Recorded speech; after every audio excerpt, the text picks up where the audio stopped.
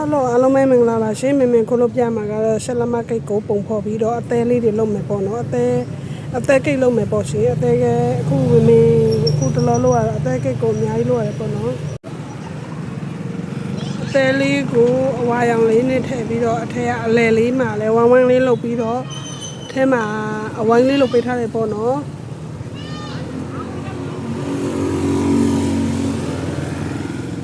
ဝါရောင်လုံးလဲခေါ်လို့မရဘူးနော်မေကတော့အသားရောင်ဖြော်လေးလုပ်ပေးထားလိုက်တယ်အသားရောင်လေးကလည်းဖြော်လည်းမကြဝါရောင်လည်းမကြအသားရောင်လေးဆိုတော့အရန်လှပတာပေါ့နော်မေကအခုတလောဘာလဲမသိဘူးဒီလားလေအသေးတွေကြီးပဲအများကြီးလုံနေအသေးတွေပဲအလုံးအများနဲ့မင်းကကလေးတွေကအသေးတွေပဲကြိတ်ကြလို့လားမသိဘူးပေါ့နော်မင်းကလည်း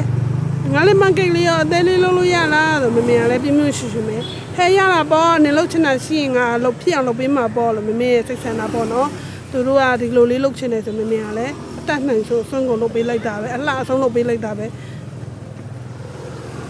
ဈေးတယ်ဆိုတော့မကြံဘူးလို့မရှိဘူးနော်ကြံတာပေါ့ဒါပေမဲ့နည်းနည်းကြံနေများကြံတော့ကွာတာပေါ့ရှင်အသေးဆိုတော့ခုနင်းကုန်တာပေါ့နော်မေကကုန်တယ်လို့မမှတ်ပါဘူးအလှအဆုံးကိုလည်းပုံဖော်ပေးလိုက်ပါတယ်ရှင်အခုလောက်ထားလေးလှလာရှင်မင်းကိုပြောပြကြပါအောင်နော်မီးလေးနဲ့စလိုက်မီးရလဲလေမင်းမထိုးနိုင်ဘူးရှင်အဲကွန်ခန်းရလဲလေဘလောက်နေရမ်းပူတော့လေအဲကွန်ဖွင့်ထားလဲစလိုက်မီးရဲ့အပူကြီးကလေနောက်ကနေအရမ်းပူတယ်လို့ခံစားရတယ်အဲဆိုတော့မင်းကစလိုက်ကိုလည်းအများအားမထိုးနိုင်ဘူးစလိုက်လေးထိုးပြီးတော့လောက်တာတော့ကိတ်အယောင်လေးကတော့ပူလှတာပေါ့နော်အလင်းရောင်တောက်လေးနဲ့လောက်ရတယ်ဒါတော့မှစလိုက်ကလေးအနီးနားမှာမထွန်းနိုင်ဘူးเนาะမင်းအဝေးမှာပဲထွန်းရအောင်သိလားလှလာရှင်အားလုံးကိုဘိုင်ဘိုင်ပါเนาะ